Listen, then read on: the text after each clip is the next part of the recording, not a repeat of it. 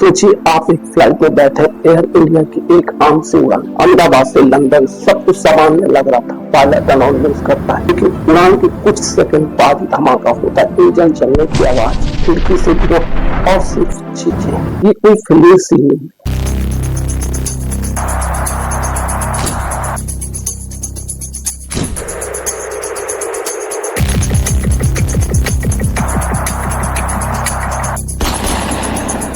ये हुआ है भारत में अहमदाबाद एयरपोर्ट पर 6 जून 2025 की सुबह। एयर इंडिया ड्रीमलाइनर 269 लोगों को लेकर टेक ऑफ के 92 सेकंड बाद में मेघानी नगर के बीजी मेडिकल कॉलेज परिसर में दुर्घटनाग्रस्त हुई। आज हम इसी हादसे की पत्ते खोले। क्या ये सिर्फ एक टेक्निकल फेलियर था? क्या सरकार पहले से अलर्ट थी? क्या इसे रोका जा सकता था? और बड़ा सवाल, अब तक जांच में क्या निकला है और क्या हमें कभी सच्चाई पता चले? वीडियो में आगे जाने क्या हुआ, कैसे हुआ, कौन जिम्मेदार है और क्या ये हादसा था या लापरवाही का नतीजा? ये सिर्फ एक प्लेन क्रैश नहीं था, ये सैकड़ों परिवारों के सपनों की जलती राख थी। एक झटका था हमारी तकनीक, हमारी व्यवस्था, हमारी इंसानियत तीनों पर।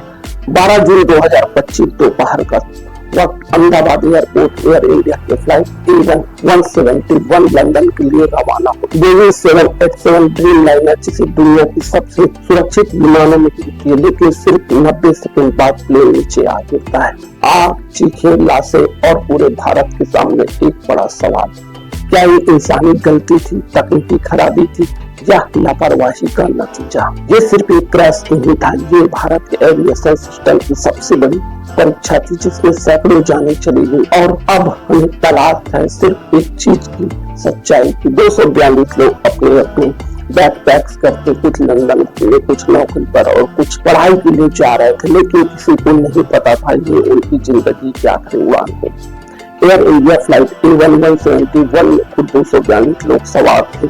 230 यात्री और 12 क्रू मेंबर, इसके 241 की मौके पर ही मौत हो गई। सिर्फ एक व्यक्ति ब्रिटिश भारतीय विश्वास कुमार सीट नंबर 11 एक चमत्कारिक रूप से बच गए। कम से कम 28 स्थानीय लोग, जिसमें बीजे मेडिकल कॉलेज के छात्र चपेट में आकर जान गंवा बैठे। टोटल डेथ की अगर बात करें तो 269 ऑन बोर्ड मौतें, 241 जमीन पर मौतें, 28 घायल, 61 से अधिक, जिनमें से कई की हालत गंभीर है, कुछ वेंटिलेटर पर। 169 भारतीय, 53 ब्रिटिश, 7 पुर्तगाली और 1 कनेडियाई। इनमें से ज्यादातर की पहचान जले हुए शवों से नहीं हो पाई। डीएनए टेस्ट की प्रक्रिया जारी है। हर एक मौत के पीछे एक कहानी थी। कोई पिता था जो बेटी की शादी में जा रहा था, कोई नई नौकरी शुरू करके लंदन निकल रहा था, तो कोई बच्चा था जिसकी छुट्टियां शुरू हुई थी। हादसे के ठीक 5 मिनट बाद अहमदाबाद के आसमान में धुआं भर चुका था। धरती पर आग थी और ऊपर आसमान चुप, लेकिन जमीन पर कुछ लोग भाग रहे थे, मौत से लड़ने, जिंदगी बचाने। सबसे पहले स्थानीय लोग और पास के कॉलेज स्टाफ मदद के लिए दौड़े, फिर पहुंचे अहमदाबाद फायर ब्रिगेड। 15 मिनट में एनडीआरएफ की 4 यूनिट और थोड़ी देर में ही AIF इंडियन एयरफोर्स की और BSF की टीमों ने भी मोर्चा संभाल लिया। लेकिन आग इतनी तेज थी कि 70 विमान और 3 बिल्डिंग ब्लॉक पूरी तरह जल चुके थे। घायलों को तुरंत 16 civil hospital, GCS medical college और प्राइवेट बर्न यूनिट पर शिफ्ट किया गया। कई शवों की हालत ये खराब थी कि पहचान तक नामुमकिन थी।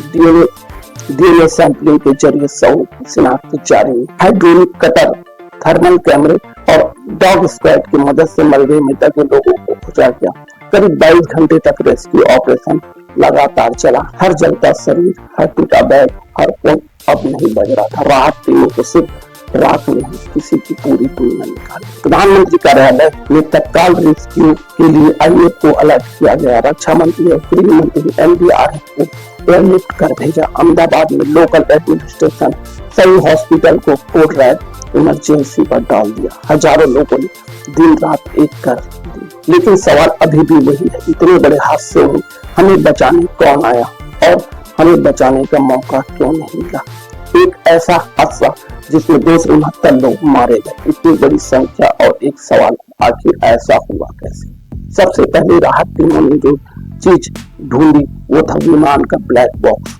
जमीन से धंसे 2 black box, cockpit voice recorder CVR, flight data recorder FDR, दोनों को डीजीसीए कब्जे में ले लिया और जांच के लिए बेंगलुरु के एरोस्पेस लैब भेजा गया। अब तक की जानकारी के अनुसार इंजन नंबर 2 से उड़ान के 92 सेकंड बाद काम करना बंद कर दिया था। प्लेन 650 फीट की ऊंचाई पर था, मतलब जमीन से ज्यादा दूर भी नहीं था। विमान एक हॉस्टल की इमारत से जा टकराया। लैंडिंग की कोशिश का कोई संकेत नहीं मिला। इस हादसे की जांच में कई टीमें शामिल है। डीजीसीए, भारत का विमानन union, AAIB, aircraft associate, accident investigation bureau, Boeing निर्माता कंपनी, GE एविएशन इंजन निर्माता और NTSB, नेशनल एयर इंडिया की इंटरनल सेफ्टी टीम।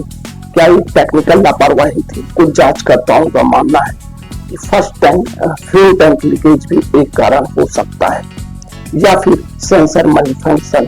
सबसे गंभीर आशंका कहीं जानबूझकर तो नहीं की गई गड़बड़ी।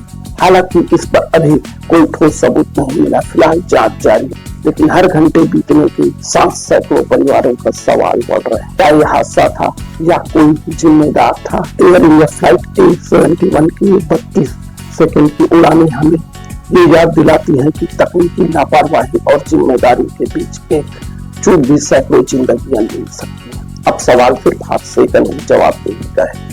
अगर आज हम सवाल नहीं पूछेंगे तो कल फिर कोई विमान गिरेगा। हमारी खामोशी भी एक साजिश बन जाए। सवाल पूछे, जवाब मांगे, ताकि अगला हादसा टाला जा सके। कमेंट में बताइए, चैनल को सब्सक्राइब करना ना भूलें। मुलाकात होगी किसी नेक्स्ट वीडियो में। तब तक के लिए जय हिंद, जय भारत।